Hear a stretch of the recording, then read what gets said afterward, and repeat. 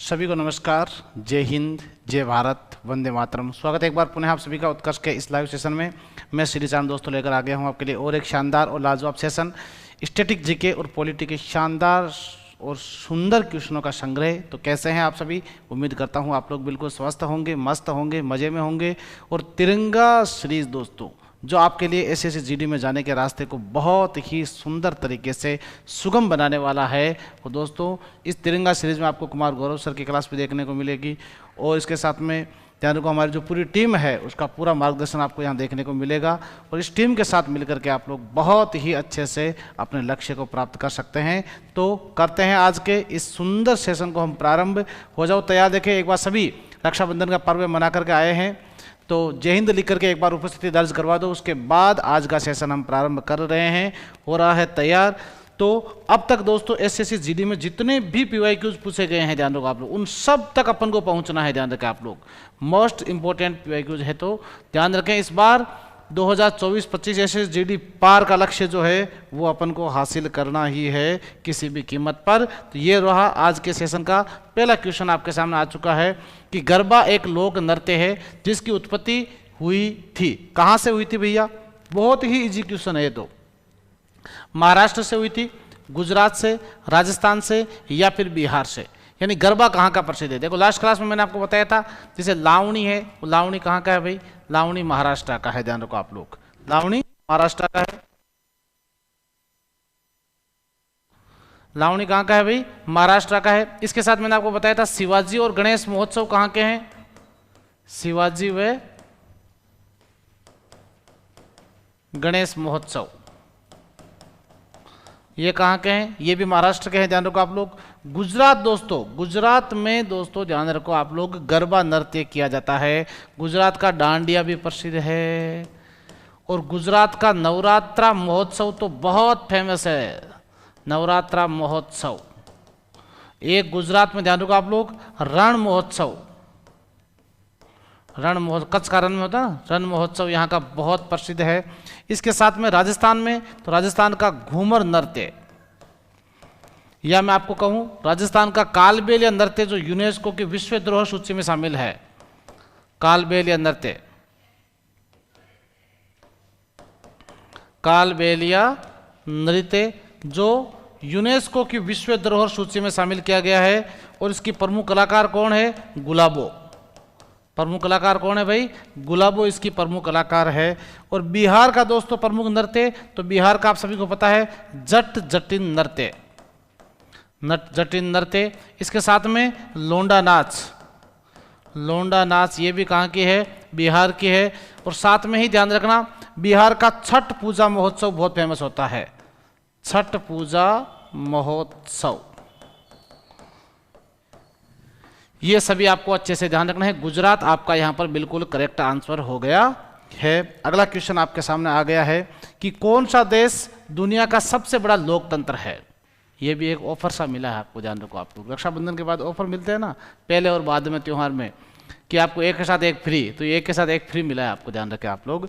तो नॉर्वे या आइसलैंड या फिर स्वीडन या फिर भारत। तो विश्व का सबसे बड़ा लोकतंत्र तो भैया सोचने की ही जरूरत नहीं है, 142 करोड़ लोगों का देश है भारत। ध्यान रखो आप लोग, ठीक है ना, 142 करोड़ लोगों का देश कौन सा देश है? भारत देश है। और यहां आपको ध्यान रखना है नॉर्वे दोस्तों, जिसकी राजधानी है ओस्लो। कहां पर है? ओस्लो। और यह भी ध्यान रखें, नॉर्वे को उगते हुए सूर्य का देश कहा जाता है। उगते हुए सूर्य का देश किसे कहते हैं? नॉर्वे को। जबकि सूर्यास्त का देश किसे कहते हैं? सूर्यास्त का, सॉरी ध्यान रखो आप लोग, नॉर्वे जो है इसे कहा जाता है अर्धरात्रि को सूर्य चमकने वाला देश। माफी चाहता हूं, अर्धरात्रि, अर्धरात्रि को सूर्य चमकने वाला, चमकने वाला देश नॉर्वे हो गया। जबकि सूर्य, उगते हुए सूर्य का, सूर्योदय का देश किसे कहते हैं? जापान को कहते हैं। और सूर्यास्त का देश किसे कहता है? तो सूर्यास्त का देश कहते हैं दोस्तों ब्रिटेन को, इंग्लैंड को, इंग्लैंड को। ध्यान रखें आप लोग। स्वीडन दोस्तों, जिसकी राजधानी है स्टॉकहोम, स्टॉकहोम। और स्वीडन के जो वैज्ञानिक हुए थे एल्फ्रेड नोबल, याद रखना रहे, एल्फ्रेड नोबल, जिनकी याद में विश्व का सबसे बड़ा अवार्ड दिया जाता है, कौन सा? नोबल पुरस्कार। ध्यान रखो आप लोग, नोबल पुरस्कार दिया जाता है। कब दिया जाता है? 10 दिसंबर को एल्फ्रेड नोबल की पुण्यतिथि के दिन। अक्टूबर में घोषणा होती है, दिसंबर में दिया जाता है। ध्यान रखें आप लोग। साथ में ही ध्यान रखो आप लोग, विश्व में सबसे पहले अगर बात आती है लोकतंत्र की, तो लोकतंत्र की परिभाषा देने वाले पहले व्यक्ति कौन हुए थे? तो लोकतंत्र की परिभाषा दी थी अमेरिका के प्रेसिडेंट अब्राहम लिंकन ने। ध्यान रखो आप लोग, अब्राहम लिंकन। जनता का, जनता द्वारा, जनता के लिए चुना गया प्रतिनिधित्व क्या कहलाता है? लोकतंत्र कहलाता है। Abraham Lincoln. तो यहां आपको ध्यान रखना है भाई, भारत विश्व का सबसे बड़ा लोकतांत्रिक देश है। विश्व में सबसे ज्यादा जनसंख्या, ध्यान रखना, बहुत प्रगति कर रहे हैं भैया अपन वाले। तो 142 करोड़। नेक्स्ट क्वेश्चन आ गया है, केरल में फसल की कटाई के समय कौन सा उत्सव मनाया जाता है? लोहड़ी का त्योहार, पोंगल का त्योहार, बैसाखी का त्योहार या ओणम का त्योहार? भाई चारों ही बहुत मोस्ट है, ध्यान रखो आप लोग, चारों ही त्योहार बहुत ही मोस्ट है। तो पंजाब में दोस्तों, जो आपके केरल में जो है, पहले जो त्योहारों को मनाने का, ध्यान रखो आप लोग, एक ही जरिया होता था। ध्यान रखो आप लोग, सबसे बड़ा जरिया वो क्या होता था? या तो फसल को जोतते समय या फसल की कटाई के समय।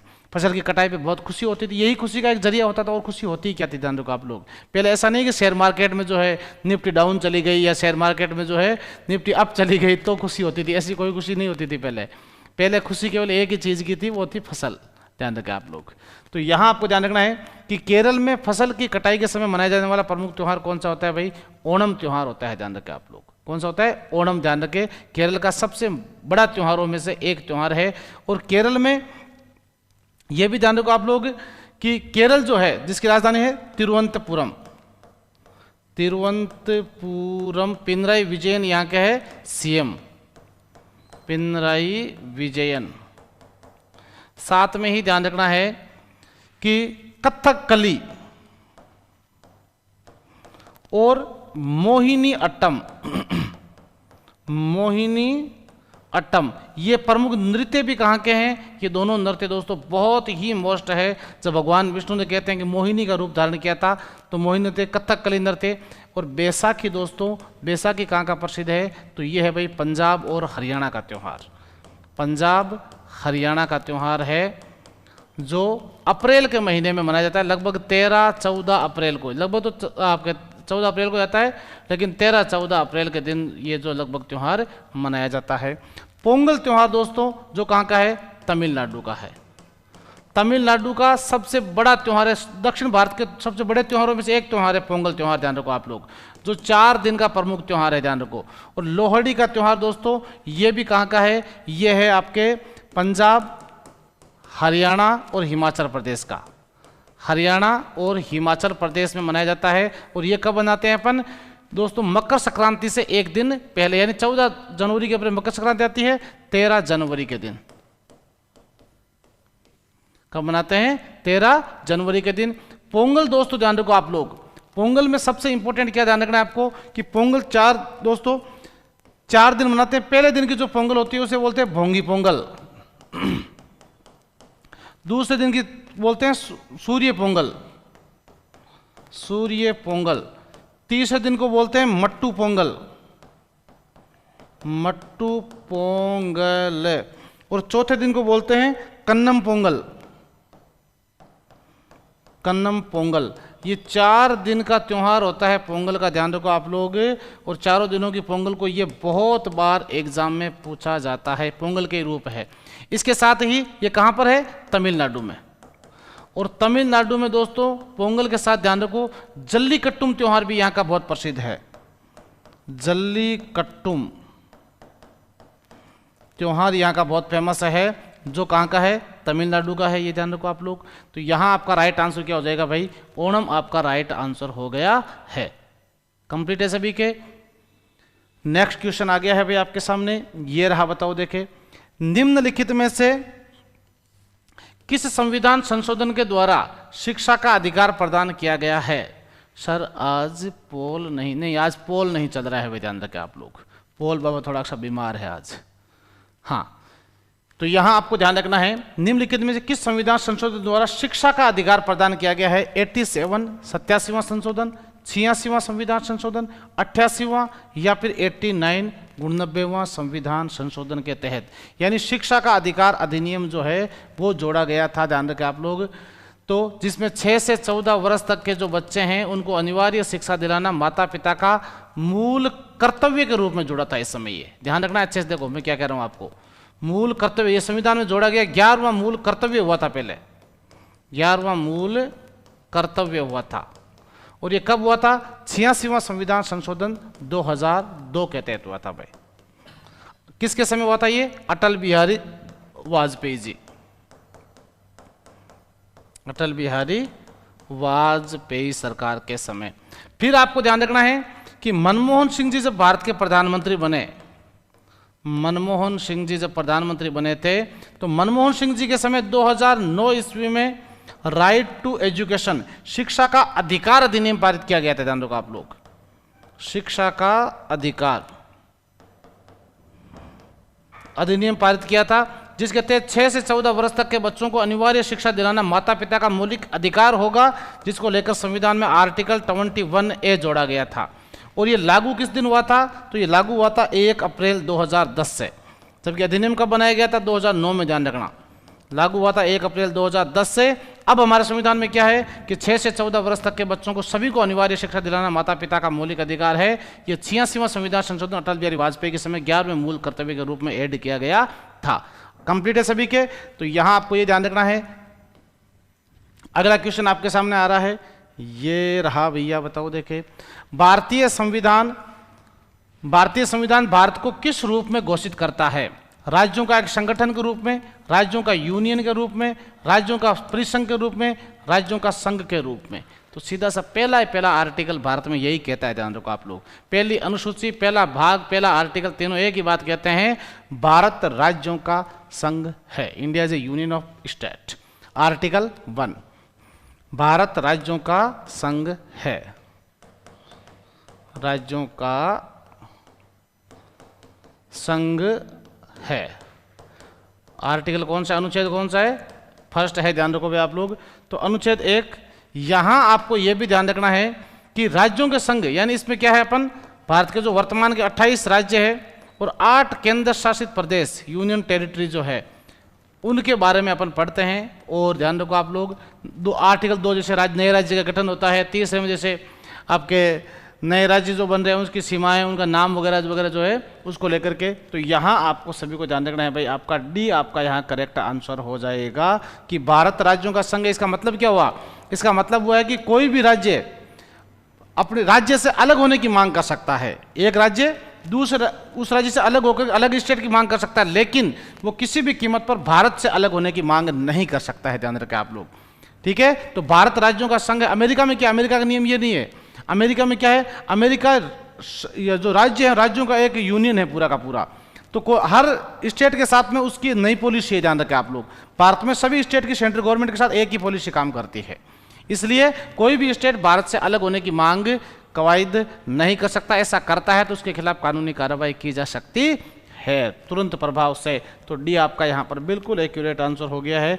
ये लो भाई, नेक्स्ट आ गया है, निम्नलिखित में से किस विकल्प को भारत में लोकतंत्र का तीसरा स्तर कहा जाता है? ध्यान रखो आप लोग, लोकतंत्र का तीसरा स्तर का, स्तंभ नहीं कह रहे हैं, स्तर कहा जा रहा है। ध्यान रखो आप लोग, राज्य सरकार को, स्टेट गवर्नमेंट, सुप्रीम कोर्ट को, या केंद्र शासित प्रदेशों की सरकार को, या स्थानीय स्वशासन व्यवस्था को? ध्यान रखो आप लोग, राज्य सरकार, ध्यान रखो आप लोग, जिसका प्रावधान पढ़ते हैं अपन संविधान के भाग 6 में। किस में पढ़ते हैं भाई? भाग 6 में, राज्यों की कार्यपालिका। सुप्रीम कोर्ट जिसका प्रावधान पढ़ते हैं संविधान के आर्टिकल 124। और केंद्र शासित प्रदेश, यूनियन टेरिटरी, ध्यान रखें, जिनके बारे में जो वर्तमान में कितने हैं, 8 है, जिसके बारे में अपन पढ़ते हैं।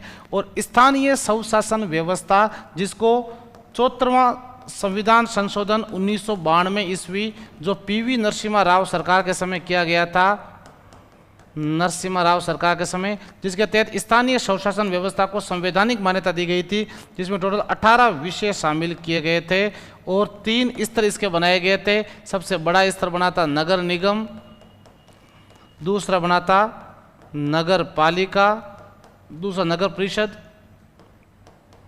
और तीसरा बना है सबसे छोटा नगर पालिका। नगर पालिका, ये 3 स्तर जो है इस समय बनाए गए थे। तो यहां आपका राइट आंसर क्या हो जाएगा? स्थानीय स्वशासन व्यवस्था इज करेक्ट आंसर भाई, ध्यान रखें आप लोग। राइट क्या हो जाएगा? स्थानीय स्वशासन व्यवस्था आपका यहां पर राइट आंसर हो जाएगा। सभी मित्रों को अच्छे से ध्यान रखना है कि इसी समय 73वां संशोधन के तहत पंचायती राज को संवैधानिक मान्यता दी गई थी, 29 विषय जोड़े गए थे, और इस समय 12वीं अनुसूची और इसमें जोड़ी गई थी 11वीं अनुसूची, बस इतना फर्क है। दोनों ही पीवी नरसिम्हा राव सरकार के समय ही हुए थे, ध्यान रखें आप लोग। कंप्लीट। नेक्स्ट क्वेश्चन आ गया है, और नेक्स्ट क्वेश्चन से पहले दोस्तों ध्यान रखें आप लोग, रक्षाबंधन का पर्व आप लोग मना के आ गए हो, और शिक्षा के में ध्यान रखो आप लोग, इन त्योहारों को और अधिक सुगम बनाने के लिए, शानदार बनाने के लिए उत्कर्ष शिक्षा महोत्सव 13 से 21 अगस्त तक दोस्तों उत्कर्ष ऐप में एसएससी और रेलवेज के सभी ऑनलाइन कोर्सेज पर आपको मिल रहा है। स्वतंत्रता दिवस फ्लैट 78% डिस्काउंट, निर्मल सर के जन्म दिवस के लिए आपको NG13 कोड यूज करने पर 13% एक्स्ट्रा डिस्काउंट। साथ में ही रक्षाबंधन की पावन मंगल वेला को ध्यान में रखते हुए आपको मिल रहा है अप टू 100% रिवॉर्ड पॉइंट्स। तो आज ही अपने मोबाइल में आप उत्कर्ष ऐप को इंस्टॉल कीजिए और दीजिए अपने सपनों को नई उड़ान टीम उत्कर्ष के साथ में। और दोस्तों ध्यान रखें, ये ऑफर आपके लिए 13 से 21 अगस्त तक ही रहने वाला है, ध्यान रखें आप लोग, तो बिल्कुल चूकना मत। इस बार दोस्तों भारत की सबसे शानदार और सशक्त टीम के साथ जुड़ करके दीजिए अपने सपनों को नई उड़ान, और आप लोग SSGD के जो फतेह करने का जो संकल्प आप लोगों ने लिया है उसको हम सबको मिलकर के पूरा करना है। तो अगला क्वेश्चन आने दीजिए, उत्तर देखो। बिकमिंग शीर्षक पुस्तक के लेखक कौन है? मेलानिया ट्रंप है, मिशेल ओबामा है, शशि थरूर है, या सुधा मूर्ति है? देखो एक सवाल आपके बुक का पक्का पूछते हैं एग्जाम में, ध्यान रखो आप लोग। जैसे शशि थरूर की पुस्तक कई बार पूछी गई है, why I am Hindu, why I am Hindu, ये किसकी है? शशि थरूर की, ध्यान रखो आप लोग। लेकिन ये किसकी है? ये है दोस्तों मिशेल ओबामा, ध्यान रखो आप लोग। किसकी है? बराक ओबामा की पत्नी है मिशेल ओबामा, उनकी है, जिसका नाम है बिकमिंग, ध्यान रखे भाई आप लोग। क्या नाम है? बिकमिंग। और इसके बाद में ध्यान रखो आप लोग, एक पूछी गई बहुत बार, the long walk to freedom किसकी है बताओ? कमेंट करो देखो जल्दी से। लॉन्ग वॉक टू फ्रीडम ये है किसकी? नेल्सन मंडेला की भाई, बहुत बार पूछी गई है, बहुत बार। नेल्सन मंडेला जो अफ्रीका के प्रथम श्वेत राष्ट्रपति हुए थे भाई, अफ्रीका के प्रथम श्वेत राष्ट्रपति, ये इनकी बायोग्राफी है, long walk to freedom.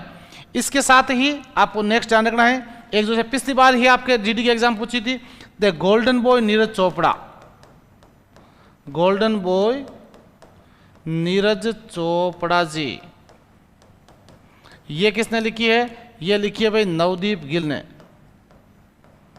Navdeep Gill के द्वारा लिखी गई है गोल्डन बॉय नीरज चोपड़ा। तो यहां आपको ध्यान रखना, आपका राइट आंसर क्या हो जाएगा? मिशेल ओबामा आपका यहां पर बिल्कुल करेक्ट आंसर हो गया है। अगला क्वेश्चन आ रहा है, बिल्कुल लिख लेना भाई। मिशेल ओबामा की ये पुस्तक जो है बहुत बार पूछी गई है, शशि थरूर की पुस्तक भी पूछी गई है, नेल्सन मंडेला और नवदीप गिल की पुस्तक, ध्यान रखें आप लोग। और ये जो पुस्तक है, ये पुस्तकें आपको अच्छे से ध्यान रखना है कि किसके द्वारा लिखी गई, कौन राइटर, किसके बारे में वगैरह वगैरह। एक सवाल का लगभग फिक्स आता है, ध्यान रखो आप लोग, ठीक है ना। तो स्टैटिक जीके में अपन जो है एक दिन पुस्तकों का पूरा संग्रह एक साथ ही पढ़ने का प्रयास करेंगे अपन, जिससे पुस्तकों वाला हिसाब किताब एक दिन में ही खत्म करने का पूरा प्रयास रहेगा अपना। जैसे तो करें स्टार्ट भाई नेक्स्ट क्वेश्चन। तो ये रहा भाई, बता दीजिए जल्दी से। भारतीय संविधान के निम्नलिखित में से किस अनुभाग को भारतीय संविधान की अंतरात्मा के रूप में जाना जाता है? आत्मा नहीं है, सुन लेना अच्छे से, अंतरात्मा जिसे कहा जाता है। संघवाद को, नागरिकता को, अधिसूचित भाषाओं को, या मौलिक अधिकारों को? ध्यान रखो आप लोग। जैसे मैं अगर आपसे प्रश्न करूं कि संविधान की आत्मा किसे कहा जाता है, संविधान की आत्मा, तो आप लोगों का सीधा सट उत्तर आ जाएगा प्रस्तावना। प्रस्तावना कमेंट करके बताओ, देखे प्रस्तावना को संविधान की आत्मा किसने कहा था? ये तो सबको पता है प्रस्तावना को कहते हैं। किसने कहा था ये ध्यान रखना है आप लोगों को। तो प्रस्तावना को संविधान की आत्मा कहा था ठाकुरदास भार्गव ने। ठाकुरदास भार्गव के द्वारा प्रस्तावना को संविधान की आत्मा कहा गया था। अगर आपसे पूछे कि यहां अंतरात्मा कौन सी हो गई, तो ये हो गया भाई आपके मौलिक अधिकार। क्या हो गया है? मौलिक अधिकार। संविधान के अनुच्छेद 12 से 35 यानी भाग 3 को, भाग 3 को। अगर आपसे पूछ ले में कि डॉक्टर बी.आर. अंबेडकर ने संविधान की आत्मा किसे कहा है, डॉक्टर बी.आर. अंबेडकर ने, भीमराव अंबेडकर ने संविधान की आत्मा किसे कहा है, तो आर्टिकल 32 को कहा है, यानी संवैधानिक उपचारों का अधिकार। संवैधानिक उपचारों का अधिकार, उपचारों का अधिकार। क्यों कहा है? क्योंकि इसके तहत जब भी हमारे अधिकारों का हनन होता है तो हम सुप्रीम कोर्ट में 5 प्रकार की रिट लगा सकते हैं, जबकि अनुच्छेद 226 के तहत अपन हाई कोर्ट में 6 प्रकार की रिट लगा सकते हैं। ध्यान रखो आप लोग। तो यहां और नागरिकता, दोस्तों ध्यान रखें आप लोग, मौलिक अधिकार हो गए। नागरिकता, मौलिक अधिकारों में ये जरूर ध्यान रखना कि मूल संविधान में अपने पास में कितने अधिकार थे, 7 मौलिक अधिकार थे। वर्तमान में कितने हैं? 6 हैं। कौन सा हटाया? संपत्ति का अधिकार भाई, संपत्ति, राइट टू प्रॉपर्टी हटा दिया गया है आर्टिकल 31 को, और इसे 44वां संविधान संशोधन 1978 मोरारजी भाई देसाई सरकार के तहत बना दिया गया है, कानून की धारा 301 के तहत कानूनी अधिकार। और नागरिकता जो संविधान के भाग 2 में अपन को देखने को मिलती है, अनुच्छेद 5 से 11, और भारत में सिंगल सिटीजनशिप, ध्यान रखो आप लोग, एकल नागरिकता का प्रावधान है। और एकल नागरिकता का प्रावधान कहां से लिया हमने? ब्रिटेन से लिया है, इंग्लैंड से लिया है। ध्यान रखो भाई आप लोग। और आपको यह भी ध्यान रखो कि भारत में कोई भी व्यक्ति दोहरी नागरिकता नहीं रख सकता। इसीलिए आपको पता हो, अभी लेटेस्ट चर्चा का एक विषय है कि राहुल गांधी की नागरिकता को लेकर के और सुब्रमण्यम जो है उन्होंने रिट लगाई है, याचिका लगाई है सुप्रीम कोर्ट में कि इनके पास ब्रिटेन की नागरिकता भी है और भारत की नागरिकता भी है, तो ऐसे में दोहरी नागरिकता भारत में नहीं हो सकती। इसको लेकर के हालांकि कोर्ट का क्या फैसला आता है ये तो आने वाला समय बताएगा, लेकिन ध्यान रखो आप लोग कि राहुल गांधी के पास ब्रिटेन की नागरिकता भी बताई जाती है। तो ये आपको अच्छे से ध्यान रखना है कि भारत में सिंगल सिटीजनशिप, एकल नागरिकता का प्रावधान है। और सबसे इंपॉर्टेंट, नागरिकता भी चर्चा के विषय में चल रही है। क्यों चल रही है? कि भारतीय नागरिकता संशोधन अधिनियम 2019 के तहत यूसीसी, एनआरसी और सीएए, सिटीजनशिप अमेंडमेंट एक्ट को संवैधानिक मान्यता दी गई है, जिसके तहत पाकिस्तान, अफगानिस्तान और बांग्लादेश में रहने वाले अल्पसंख्यक हिंदू, सिख, जैन, बौद्ध, ईसाई और पारसी धर्म के जो लोग हैं उनको भारत सरकार नागरिकता प्रदान करेगी। ध्यान रखें आप लोग। तो अभी जो बांग्लादेश में जो उठापटक चल रही है उसको लेकर के हिंदुओं की सबसे बड़े शरण के लिए ये जो बॉर्डर पर है वो भारत से गुहार लगाने के लिए है। जब भी किसी पे विपदा आती है तो भारत ही सहायता करता है, ये फिक्स है। ध्यान रखो आप लोग। ये आपके किसी भी युग में देख लेना, भारत ही सबसे अग्रणी में काम आता है। लास्ट में जो है हारे का सहारा भारत ही बनता है। ध्यान रखो, क्योंकि यहीं पर हारे का सहारा बाबा श्याम हमारा, ठीक है ना। तो ध्यान रखें आप लोग। यहाँ आपका राइट आंसर, जब श्रीलंका में समस्या हुई थी तो भारत ने मदद की थी, नेपाल में हुई तो भारत ने मदद की थी, बांग्लादेश में हुई तो भारत मदद, ठीक है। लेकिन जब भारत को जरूरत होती है तो सबसे पहले ध्यान रखो ये भारत को ही कोसने का काम करते हैं सब देश। तो यहाँ आपका राइट आंसर फंडामेंटल राइट्स, मौलिक अधिकार, आपका करेक्ट आंसर हो जाएगा भाई। ध्यान रखना ठाकुरदास भार्गव अच्छे से। नेक्स्ट क्वेश्चन आ गया भाई कि 2018 के अर्जुन पुरस्कार से सम्मानित रोहन बोपन्ना किस खेल से संबंधित है? कुश्ती से है भाई, वो टेनिस से है, या पैरा बैडमिंटन से है, या शूटिंग से है? ध्यान रखो आप लोग। रोहन बोपन्ना, ध्यान रखो। अर्जुन अवार्ड जो है भारत में खेल के क्षेत्र में दिया जाने वाला पुरस्कार है। अर्जुन अवार्ड, अर्जुन अवार्ड कब प्रारंभ हुआ था रे? ये हुआ था 1961। और आपको जानकारी के लिए बता दूं, सबसे ज्यादा बार अगर कोई पुरस्कार पूछा गया ना कि कब प्रारंभ हुआ था, तो वो पूछा गया आपके अर्जुन अवार्ड भाई। ध्यान रखो आप लोग।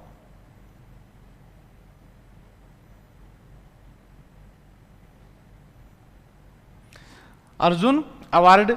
इसके बाद आपको ध्यान रखना है इसमें कितनी धनराशि दी जाती है रे? तो इसमें धनराशि दी जाती है 15 लाख रुपए, 15 लाख रुपए। और रोहन बोपन्ना की जोड़ी तो भैया टेनिस के लिए बहुत फेमस हुई है। ध्यान रखो भैया आप लोग, किस में दिया जाता है ये अवार्ड? टेनिस में दिया जाने वाला एक महत्वपूर्ण, आपके टेनिस के प्रमुख खिलाड़ी है कौन? रोहन बोपन्ना, ध्यान रखें भाई आप लोग। इसके साथ ही आपको यह भी ध्यान रखना है कि शूटिंग में तो दोस्तों अभी पेरिस ओलंपिक में झंडे गाड़ दिए थे मनु भाकर, सभी को आपको याद हो, Manu Bhaker 10 metre air pistol में इन्होंने जो है कांस्य पदक जीते हैं, और एक ही ओलंपिक में 2 कांस्य पदक जीतने वाली भारत की पहली महिला खिलाड़ी बन गई कौन? मनु भाकर, जिसने 2 कांस्य पदक, ध्यान रखो आप लोग, तो युगल में और एक सिंगल में, ध्यान रखो आप लोग, कांस्य पदक जीत करके अपना जो दमखम है भारत का वो दिखाया, वहां पर ध्यान रखें।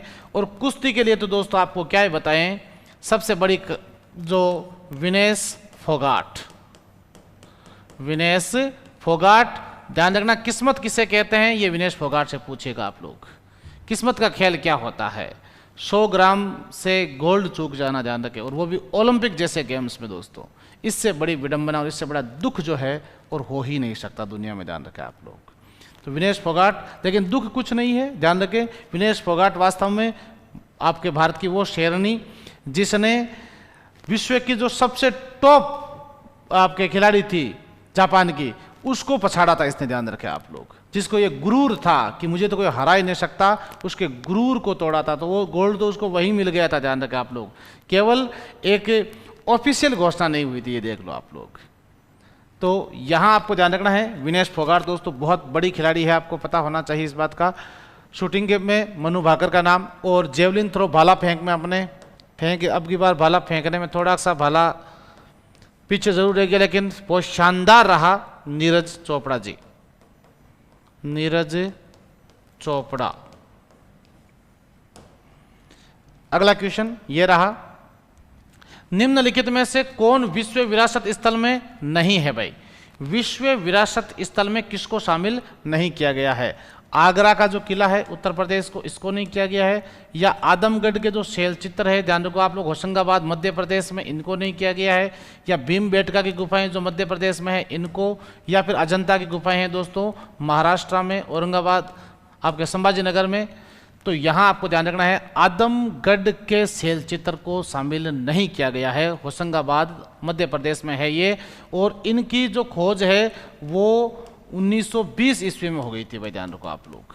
यहां से ध्यान रखो आप लोग, कहते हैं कि 20,000 वर्ष पुराने मानव की अस्थियां मिली है, यहां से मानव की हड्डियां मिली है भाई, यहां से प्राप्त हुई है। तो ऐसे में ध्यान रखो भाई, आदमगढ़ शैलाश्रय यहाँ का आपका राइट आंसर हो जाएगा, मध्य प्रदेश से होशंगाबाद, जिसको यूनेस्को आपके विश्व विरासत स्थल में शामिल नहीं किया गया है, ध्यान रखें आप लोग। कंप्लीट है, तो बी आपका यहां राइट आंसर। बाकी अजंता और एलोरा की जो गुफाएं हैं, एलोरा की जो गुफाएं हैं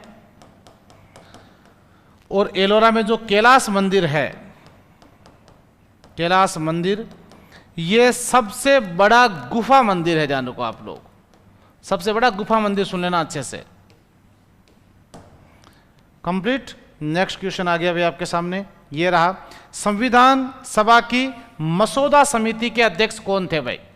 के.एम. मुंशी, कन्हैया माणिक मुंशी, डॉक्टर राजेंद्र प्रसाद, पंडित जवाहरलाल नेहरू, या डॉक्टर बी.आर. अंबेडकर, भीमराव अंबेडकर? ध्यान रखो, संविधान का जो मसौदा तैयार किया था, जिसे आप कह सकते हो प्रारूप समिति, प्रारूप समिति, ध्यान रखो आप लोग, ठीक है। तो इसके अध्यक्ष कौन हुआ थे?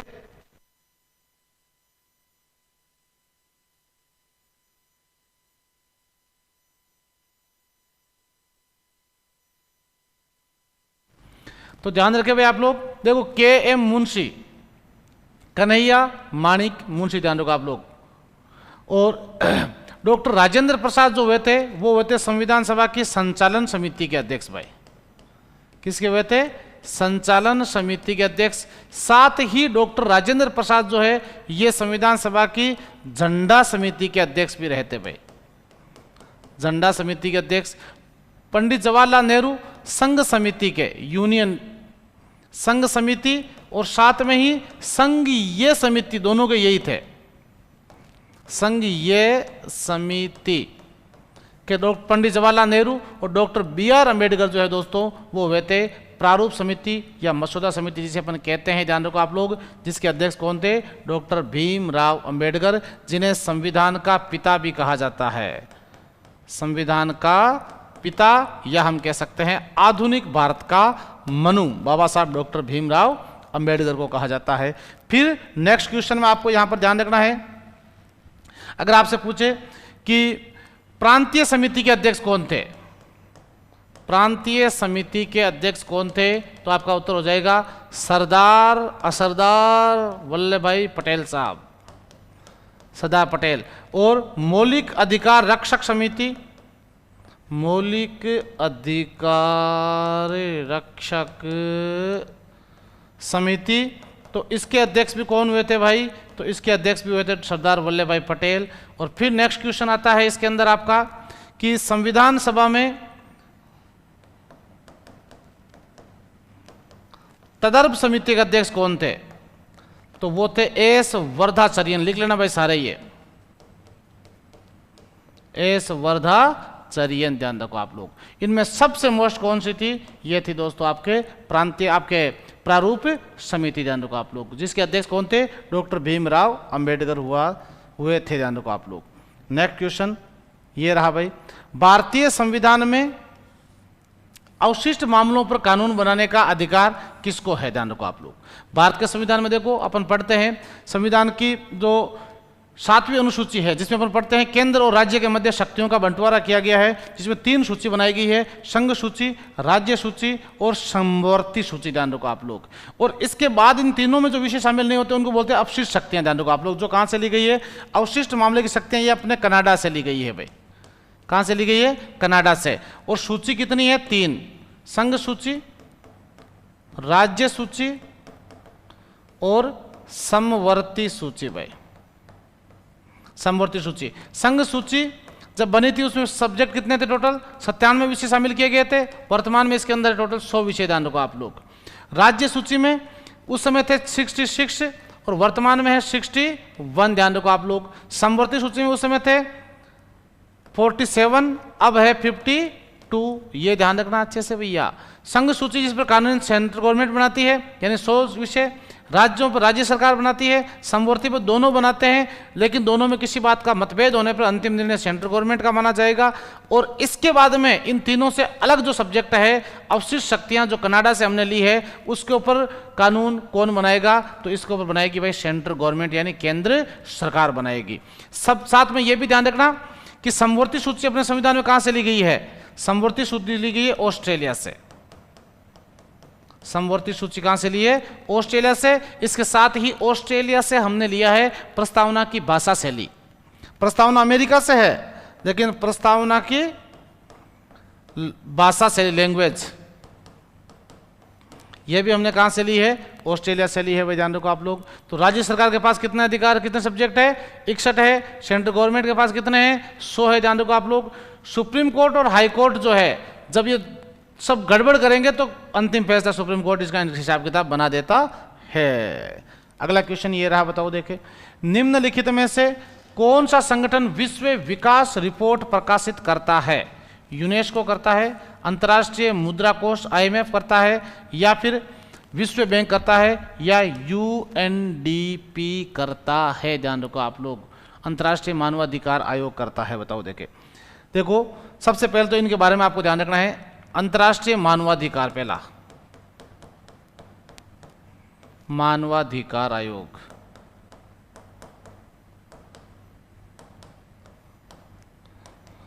इसका हेडक्वार्टर कहां पर है? तो वो है भाई जेनेवा में, जेनेवा इन स्विट्जरलैंड में।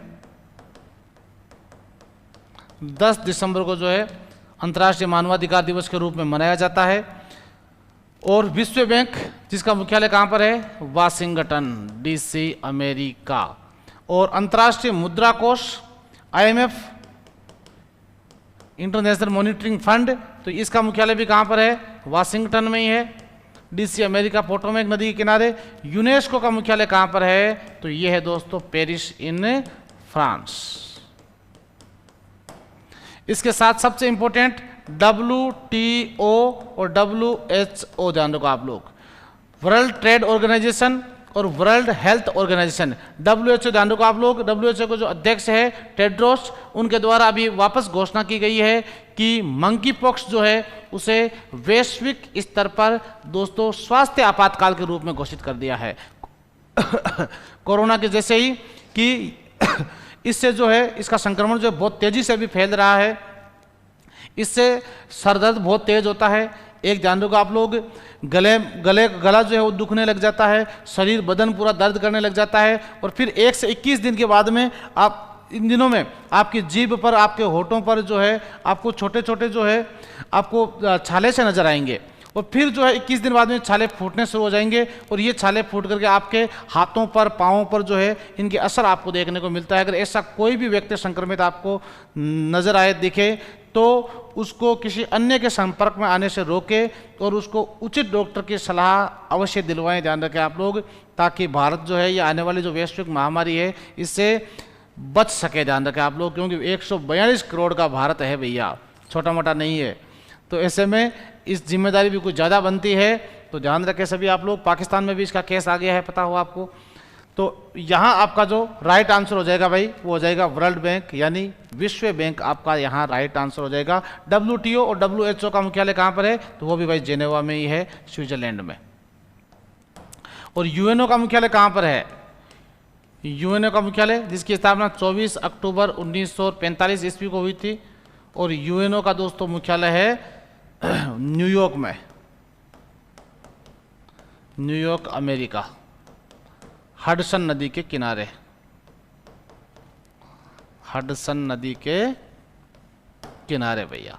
नेक्स्ट क्वेश्चन आ गया आपका, ये रहा, बताओ देखे कि राज्य नीति के निर्देशन सिद्धांत के विचार को भारतीय संविधान ने किस देश से अपनाया है। बहुत ही इजी क्वेश्चन आ गया भाई, यानी कि नीति निर्देशक तत्व जो है वो हमने किस देश से लिए हैं, दक्षिण अफ्रीका से लिए हैं, या ब्रिटेन से लिए हैं, या जर्मनी से लिए हैं, या आयरलैंड से लिए हैं। दक्षिण अफ्रीका से हमने लिया है संविधान संशोधन भाई। संविधान संशोधन जो हमारे संविधान के भाग 20 में है, अनुच्छेद 368 में इसका प्रावधान अपन को देखने को मिलता है। ओके, ब्रिटेन से हमने लिया है, देखो याद रखना, ई विकासरा मंत्र में कई बार बता चुका हूं, याद रखने का तरीका है विकासरा मंत्र। ई से मैंने आपको बताया था इकहरी नागरिकता, सिंगल सिटीजनशिप, कहाँ से ली है, ये इंग्लैंड से ली गई है। इसके बाद में वी से हो जाएगा विधि का शासन, विधि का शासन। इसके बाद का से हो जाएगी कानून व्यवस्था, से हो जाएगी अपनी संसदीय प्रणाली, राष्ट्रपति की शक्तियां, राष्ट्रपति का पद नहीं है, शक्तियां हैं, शक्तियां, और मंत्र से हो जाएगा मंत्री परिषद। ये सभी हमने कहां से लिए हैं, इंग्लैंड से लिए हैं, ध्यान रखो आप लोग। और राष्ट्रीय आपातकाल कहां से लिया गया है, तो ये लिया अपन ने जर्मनी से भाई, ध्यान रखो आप लोग। और नीति निर्देशक तत्व कहां से लिए हैं, आयरलैंड से। साथ में ध्यान रखो कि राष्ट्रपति और उपराष्ट्रपति के चुनाव की प्रोसेसिंग भी कहां से ली है, तो वो भी आयरलैंड से। राष्ट्रपति उपराष्ट्रपति जो इलेक्शन है, चुनाव, वो प्रणाली हमने कहां से ली है, एकल संक्रमणीय आनुपातिक मत प्रणाली, तो वो भी हमने आयरलैंड से ही ली है भाई, ध्यान रखो आप लोग। इसके अलावा आपसे पूछे कि संघीय शासन व्यवस्था हमने कहां से ली है, संघीय शासन व्यवस्था, तो वो हमने ली है कनाडा से भाई। कहां से ली है, कनाडा से ली है। प्रस्तावना कहां से ली है, सबसे इंपॉर्टेंट, तो प्रस्तावना हमने ली है अमेरिका से। और प्रस्तावना की लैंग्वेज कहां से ली है, ऑस्ट्रेलिया से, ध्यान रखो आप लोग। समवर्ती सूची कहां से ली है, तो वो भी ऑस्ट्रेलिया से ही ली है भाई, ऑस्ट्रेलिया। और इसके बाद में मौलिक अधिकार कहां से लिए हैं, तो वो लिए हैं अमेरिका से। समवर्ती सूची ऑस्ट्रेलिया, और ये लिए अमेरिका से।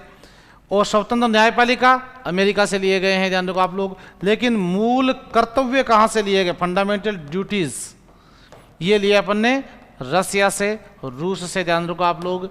तो यहां आपका करेक्ट आंसर भाई क्या हो जाएगा, आयरलैंड आपका यहां पर बिल्कुल एक्यूरेट आंसर हो गया है भाई। नेक्स्ट क्वेश्चन आ गया है कि स्वराज्य ये मेरा जन्मसिद्ध अधिकार है और मैं इसे लेकर ही रहूंगा, ये नारा किसने दिया था, तो बहुत ही बेहद इजी क्वेश्चन है भैया, गोपाल कृष्ण गोखले जी के द्वारा। चित्तरंजन दास सीआरदास के द्वारा, दादा भाई नौरोजी या बाल गंगाधर तिलक के द्वारा। तो राइट आंसर आप सभी को पता है बाल गंगाधर तिलक। तिलक ही भारत के पहले व्यक्ति थे जिनके द्वारा 1895 ईस्वी में हमारे अधिकारों की मांग रखी गई थी। अधिकारों की मांग रखने वाले पहले व्यक्ति थे। और तिलक ने ही महाराष्ट्र में क्रांतिकारियों को एकत्रित करने के लिए शिवाजी और गणेश महोत्सव शुरू किया था भाई।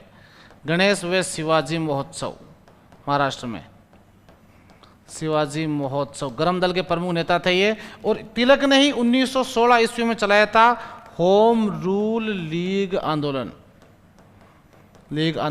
किसके साथ मिलकर चलाया था? तो ये चलाया था एनईबी सेंट के साथ मिलकर के, ध्यान रखो आप लोग।